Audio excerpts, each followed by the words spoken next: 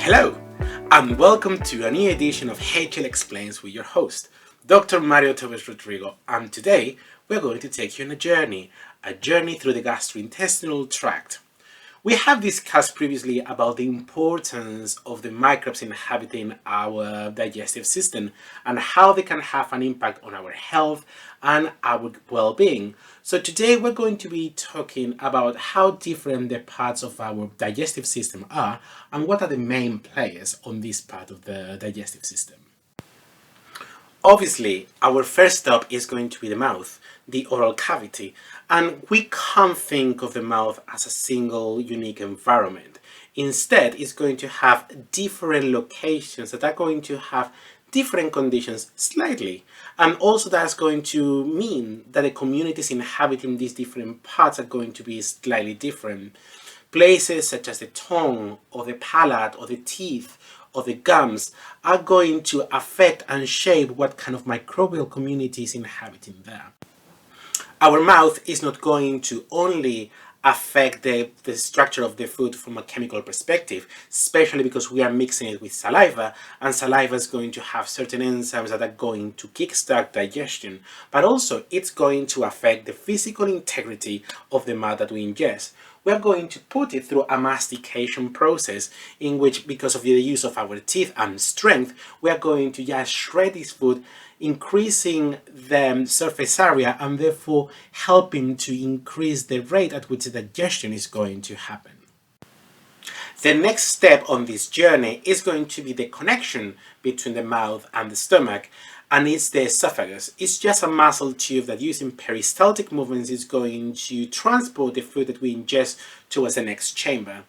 Not a lot of things are going to happen here from a digestive perspective, and the community that inhabits the food in this step of the digestion is going to be very similar to what we found in the mouth and its environments.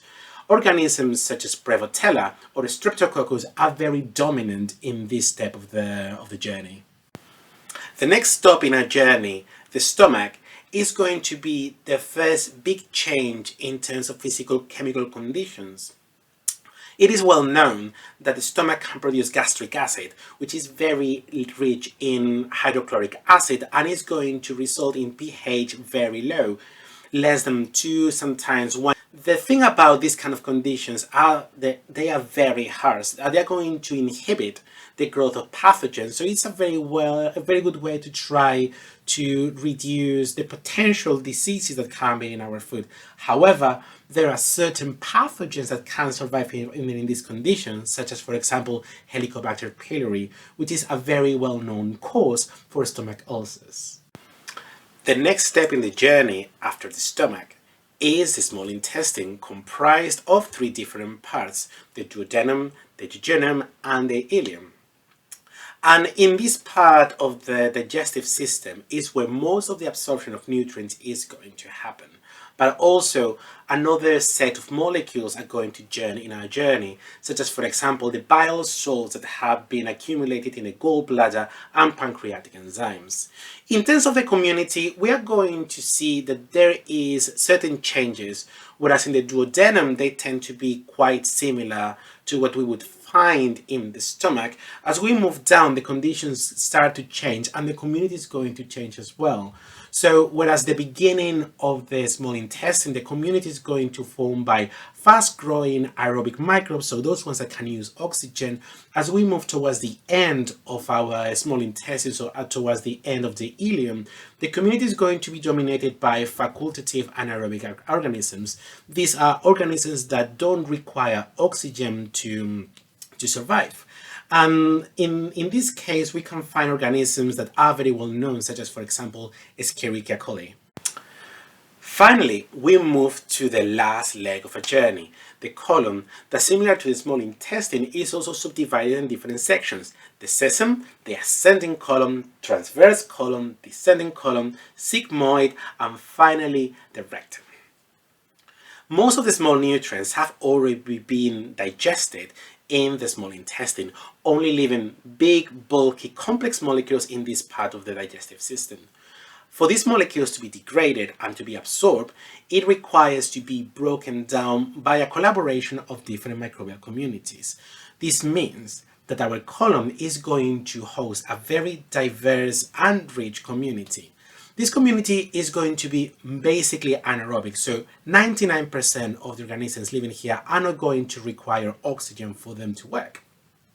And among this community, normally around 30% is going to be bacteroides. But there are also other key players such as Clostridium or Bifidobacterium. The amount of organisms in the gut is so big that we need to think that 60% of the fecal matter that we expel are going to be organisms. But the microbial communities inhabiting our guts not only communicate among themselves, they also have the capacity of communicating with their hosts, with ourselves. They are able to produce things such as vitamins or immunomodulators that are going to affect the normal functioning of our bodies. The products of the fermentations, for example, they can have very important effects such as anti-inflammatory effects or anti-cancer.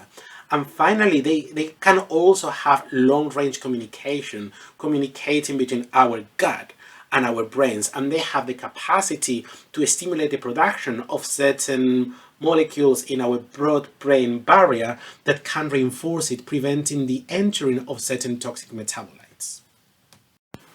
So, as we can see, the conditions inside of our gastrointestinal system are going to change massively during the whole journey, and they're also going to affect the communities that inhabit it, and these communities are going to have huge impacts in our health, well-being and disease.